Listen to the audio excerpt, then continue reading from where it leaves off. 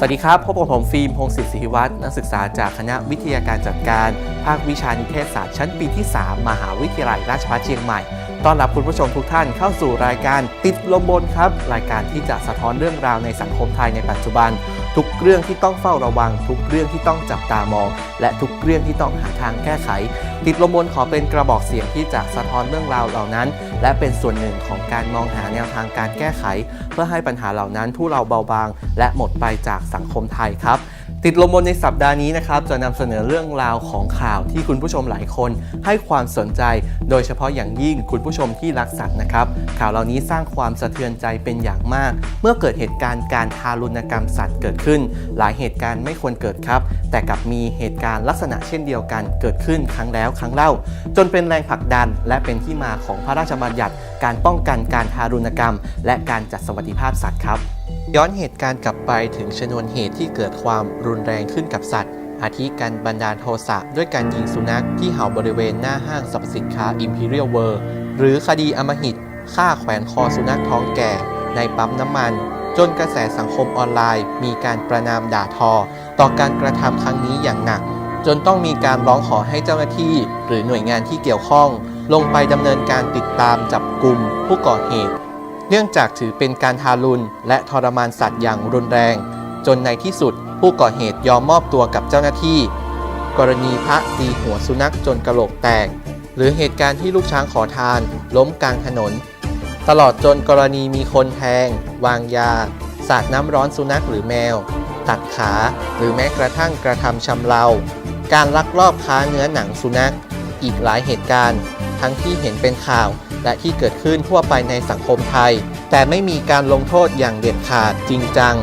หลายเหตุการณ์ที่เกิดขึ้นนี้ส่งผลให้เกิดการเปลี่ยนแปลงครั้งสำคัญของวงการกฎหมายเพราะที่ผ่านมาการละเมิดสวัสดิภาพสัตว์เป็นปัญหาที่สะสมมานานในประเทศไทยอีกทั้งประเทศไทยมีเพียงกฎหมายอาญามาตรา381และมาตรา382ซึ่งระบุเพียงสั้นๆว่า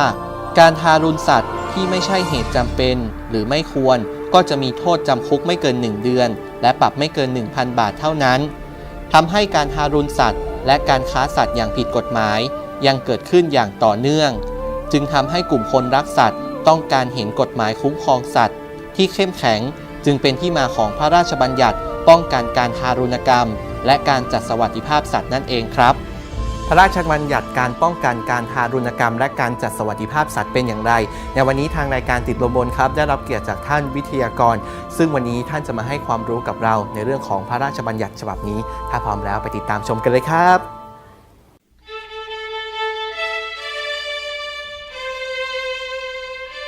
ครับพระราชบัญญัติว่าด้วยการป้องกัน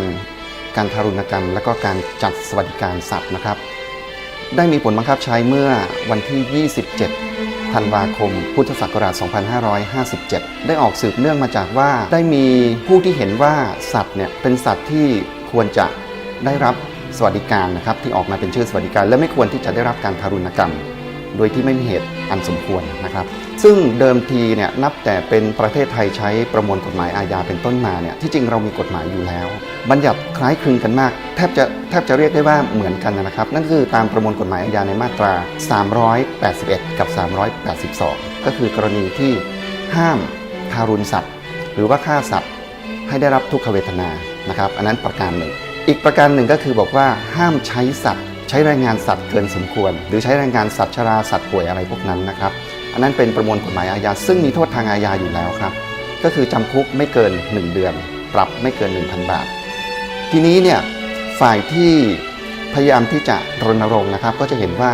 โทษมันเบาเกินไปทำให้ผู้กระทำความผิดเนี่ยไม่กลัวกฎหมายจึงมีการผลักดันจนกระทั่งเป็นพระราชบัญญัติฉบับนี้ที่เรากำลังพูดถึงอยู่นี้นะครับได้มีการให้คำนิยามของคำว่าสัตว์ไว้ด้วยนะครับประเภทแรกนะครับคือสัตว์ที่เป็นสัตว์เลี้ยงในบ้านประเภทที่2เป็นสัตว์ที่เลี้ยงเพื่อการใช้งานประเภทที่3เป็นสัตว์พาหนะประเภทที่4เป็นสัตว์ที่ใช้เป็นอาหารประเภทที่5เป็นสัตว์ที่ใช้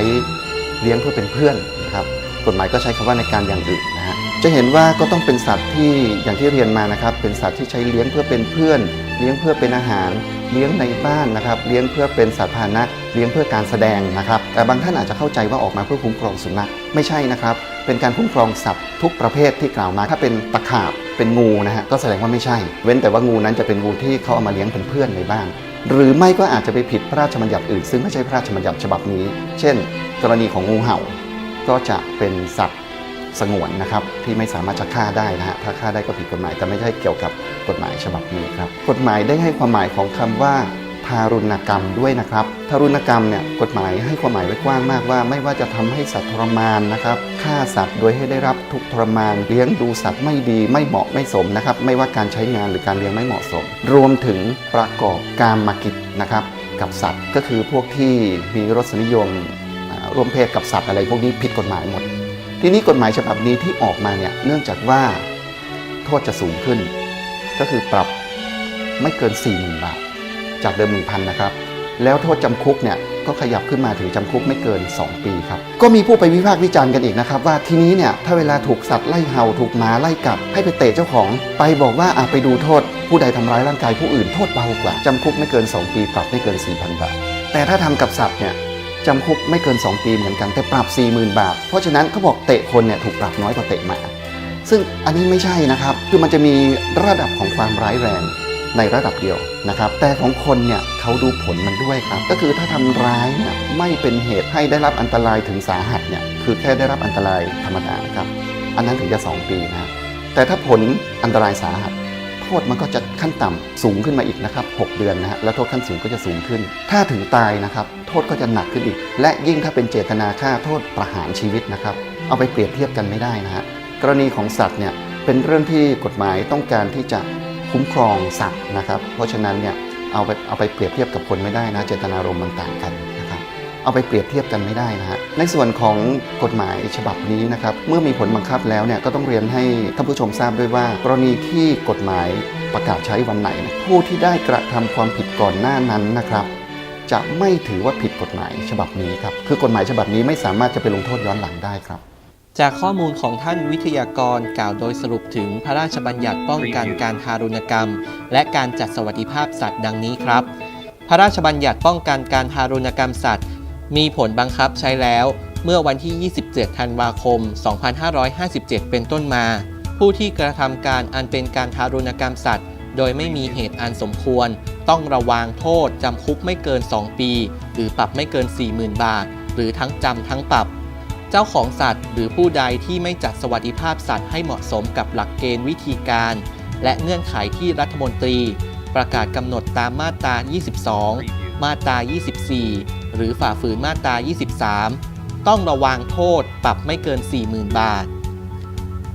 ทั้งนี้ศาลมีอำนาจสั่งห้ามมิให้เจ้าของหรือผู้กระทำความผิดนั้นครอบครองสัตว์หากเห็นว่าสัตว์นั้นอาจจะถูกทารุณกรรมหรือได้รับการจัดสวัสดิภาพสัตว์ที่ไม่เหมาะสมอีกโดยจะมอบให้หน่วยงานของรัฐหรือบุคคลที่เห็นสมควรเป็นผู้ครอบครองหรือดูแลสัตว์นั้นต่อไปแต่อย่างไรก็ตามในพระราชบัญญัติดังกล่าวยังระบุถึงกรณีที่ไม่ถือเป็นการทารุณกรรมสัตว์ตามมาตรา 21 ดังนี้ 1. การฆ่าสัตว์เพื่อใช้เป็นอาหารทั้งนี้เฉพาะสัตว์เลี้ยงเพื่อใช้เป็นอาหาร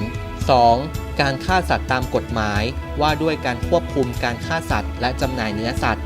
3. การฆ่าสัตว์เพื่อควบคุมโรคระบาดตามกฎหมายว่าด้วยโรคระบาดสัตว์ 4. การฆ่าสัตว์ในกรณีที่สัตวแพทย์เห็นว่าสัตว์ป่วยพิการหรือบาดเจ็บ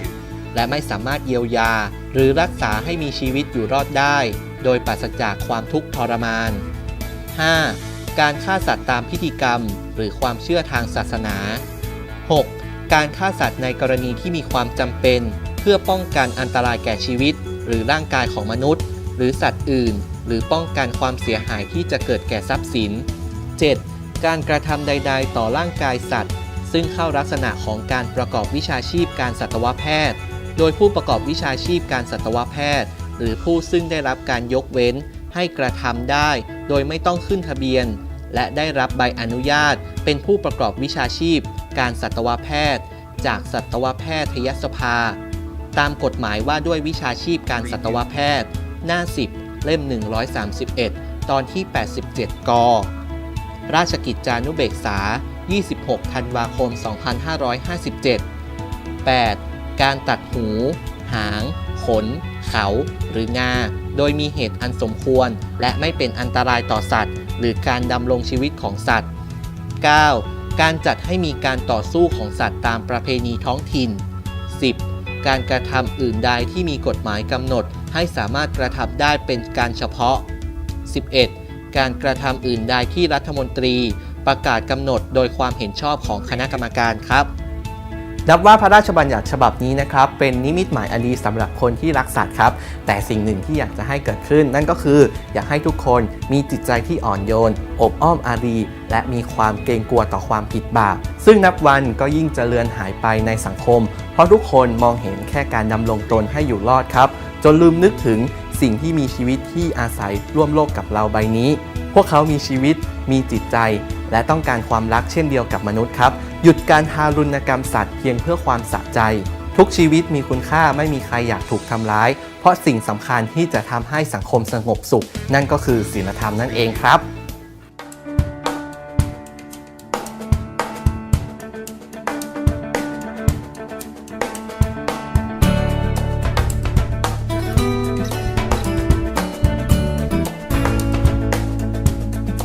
สำหรับวันนี้หมดเวลาของรายการติดลมบนแล้วนะครับพบกันครั้งหน้าทางสถานีโทรทัศน์มหาวิทยาลัยราชภัฏเชียงใหม่ VTV เคเบิลทีวีและทางลิงก์ YouTube ที่ปรากฏอยู่ทางด้านล่างนี้เลยนะครับสำหรับวันนี้สวัสดีครับ